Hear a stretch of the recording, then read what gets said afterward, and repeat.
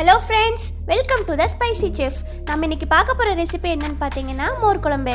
நம்ம வெண்டைக்காய் வெள்ளை பூசணிக்காய் வச்சு தான் நம்ம மோர் குழம்பு செஞ்சிருப்போம். இன்னைக்கு டிஃபரண்டா சவ் சவ்க்காய் யூஸ் பண்ணி எப்படி மோர் குழம்பு செய்யறதுன்னு பார்க்கலாம். சோ வீடியோ ஸ்கிப் பண்ணாம பாருங்க. வீடியோக்குள்ள போறதுக்கு முன்னாடி இந்த சேனல் நீங்க சப்ஸ்கிரைப் பண்ணாம இருந்தீங்கன்னா மறக்காம சப்ஸ்கிரைப் பண்ணிருங்க. பக்கத்துல இருக்க பெல் ஐகானை பிரஸ் பண்ணிருங்க. அப்பதான் நான் டெய்லி அப்டேட் பண்ற வீடியோஸ் எல்லாம் உங்களுக்கு நோட்டிஃபிகேஷனா வரும். வாங்க நம்ம இப்ப வீடியோக்குள்ள போலாம். நான் மோர் குழம்பு செய்ய தேவையான பொருள் எடுத்து வச்சிருக்கேன். அது என்னன்னு பார்க்கலாம்.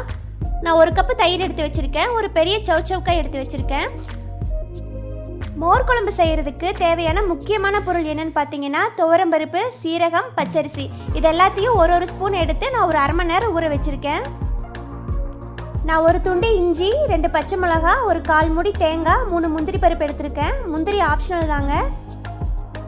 இப்போ நம்ம மோர் குழம்பு எப்படி செய்யறதுன்னு பார்க்கலாம். ஃபர்ஸ்ட் நம்ம இந்த சவ் சவ்க்காயை தோல் சீவி கட் பண்ணி எடுத்து வச்சிடலாம்.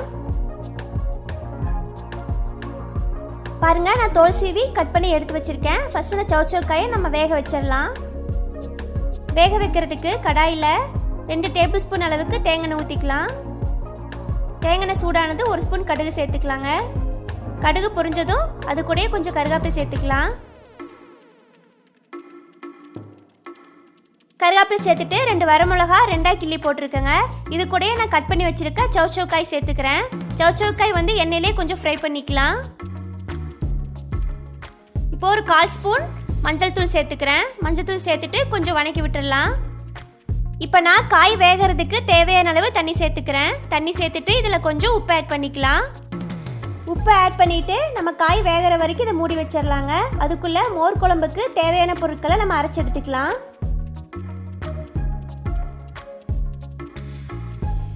நம்ம ஃபஸ்ட்டு மிக்ஸி ஜாரில் தயிர் அரைச்சி எடுத்துக்கலாங்க. தயிர் வந்து உங்களுக்கு இந்த மாதிரி கெட்டியாக இருக்கணும். அப்போ தான் வந்து மோர் குழம்பு உங்களுக்கு நல்லா டேஸ்ட்டாக வரும். தண்ணி சேர்க்காமல் இதை அரைச்சி எடுத்துக்கலாம்.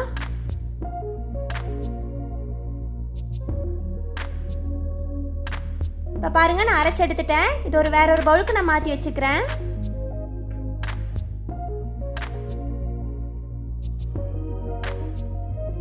இது தனியாக இருக்கட்டுங்க. இப்போ நான் இதே ஜாரில் எடுத்து வச்சிருக்க தேங்காய், ஒரு துண்டு இஞ்சி, 2 பச்சை மிளகாய், 3 முந்திரி பருப்பு, ஊற வச்சிருக்க துவரம்பருப்பு, சீரகம், பச்சரிசி இதெல்லாம் வந்து சேர்த்துக்கலாம். சேர்த்துட்டு தண்ணி சேர்த்து அரைச்சி எடுத்துக்கலாம். பாருங்க, நான் அரைச்சி எடுத்துட்டேன். இப்போ ஓப்பன் பண்ணி பார்க்கலாம். இந்த மாதிரி ஃபைன் பேஸ்ட்டாக இருக்கணுங்க. நீங்களும் இந்த மாதிரி அரைச்சி எடுத்துக்கோங்க. இப்போ நான் இதை முன்னாடியே அரைச்சி வச்சிருந்த தயிரில் சேர்த்துக்கிறேன்.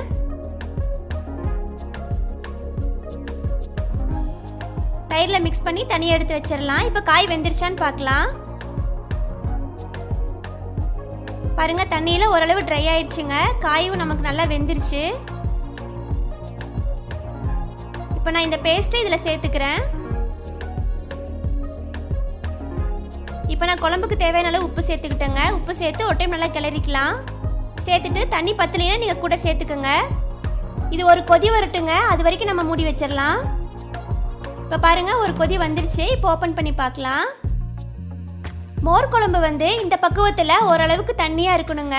ஏன்னா ஆறும்போது இன்னும் கெட்டியாயிரும். இப்போ நம்ம கடைசியாக கொத்தமல்லி தழை தூவி நம்ம அடுப்பு ஆஃப் பண்ணிடலாம். அவ்வளோதாங்க, சுவையான மோர் குழம்பு நமக்கு சூப்பராக ரெடி ஆயிடுச்சு.